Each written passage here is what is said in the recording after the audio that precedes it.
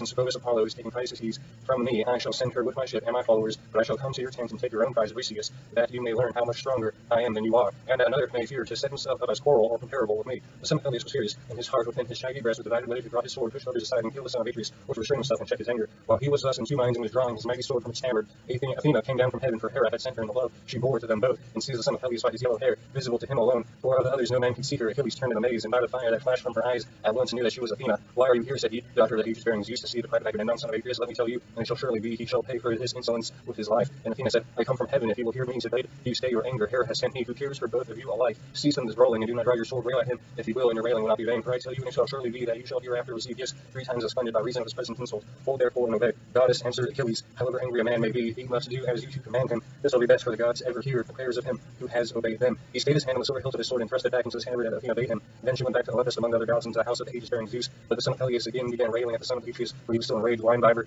he cried with the face of a dog and the heart of a hen, you never dared to go out of the host and fight, nor yet with our chosen men in the skewed cave. You shun this as you do that itself. You had rather go round and rob his prizes from any man who contradicts you. You devour your people, for you are king over people folk. Otherwise, son of Atreus, henceforward you would insult no man. Therefore I say, and swear with a great oath, nay, by this my scepter, which shall scrounge neither leaf nor shoot, nor bud anew from the day on which it is left its parent stem upon the mountains with an axe to strip it at leaf and bark. Now the sons of the Achaeans bear it as judges and guardians of the trees of heaven. So surely and solemnly do I swear that hereafter they shall look fondly for Achilles, and shall not find him. In the day of your distress, when your men fall dying by the murderous hand of Hector, you shall not know how to help them, and shall rend your heart with rage for the hour when you offer insult to the grievous of the Achaeans. But the son of Peleus dashed his sword, the spread scepter, on the ground, took his seat, while the son of Atreus was beginning fiercely from his place upon the other side. Then uprose smooth-tongued Nestor, the facile speaker of the Pylians, and the words fell from his lips sweeter than honey. 2 generations of men born and bred in Pylos had passed away under his rule, and he was now reigning over the third with all the sincerity and goodwill. Therefore he addressed them thus: of truth he said, a great sorrow has befallen the Achaean land. Surely Priam, though his sons would rejoice, and Trojans be glad at heart, if they could hear this quarrel between you two, who are so excellent in fight and counsel. I am older than either of you, therefore be guided by me. Moreover, I have been a familiar friend of men even greater than you are, and they did not disregard my counsels. Never again can I behold such men as Eurystheus and Dryas, shepherd of his people, or Acanius, Exadius,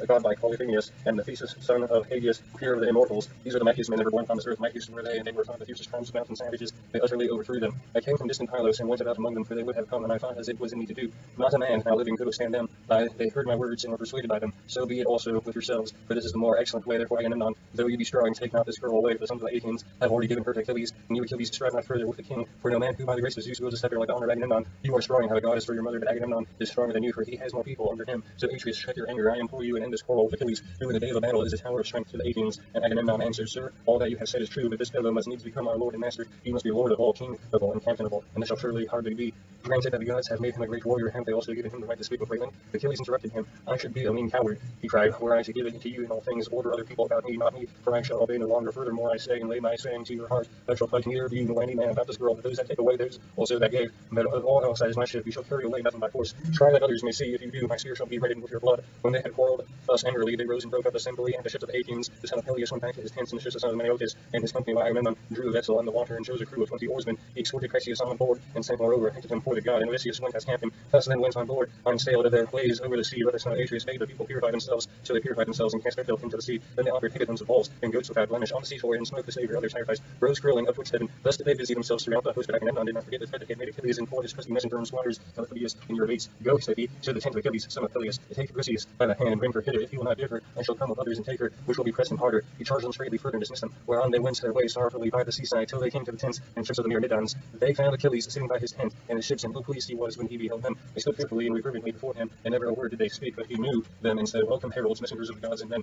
Draw near, my quarrel is not with you, but with Agamemnon, who has sent you for the girl Briseis. Therefore, Patroclus, bring her and give her to them, but let them be witnesses of the blessed gods by mortal men, by the fierceness of Agamemnon's anger, that if ever again there be need of me to save the people from ruin, they shall seek, and they shall not find. Agamemnon is mad with rage, and knows not now how to look before and after that of the Achaeans may fight by their ships in safety. Patroclus did as he dear comrade had bidden him. He brought Briseis from the tent and gave her over to the heralds, who took her with them to the ships of the Achaeans, and the Homen flew off to go. Then Achilles went all alone by the side of the hoar sea, weeping and looking out upon the boundless waste of waters. He raised his hands in prayer to his immortal mother. Mother, he cried, you bore me doomed to live, but for a little season surely Zeus, who comes from Olympus, might have made that little glorious. It be not so. Agamemnon, son of Atreus, has done me dishonor and robbed me of my prize by force. As he spoke, he wept aloud, and his mother heard him. When she was sitting in the depths of the sea, hard by the old man her father, forthwith she rose, as it were a great mist out of the waves, sat down before him as he stood weeping, caressed him with his hand, and said, My son, why are you weeping? What is it that grieves you? Keep it not from me, but tell me, that we may know it together. Achilles drew a deep sigh and said, You know it. Why tell you what you know well already?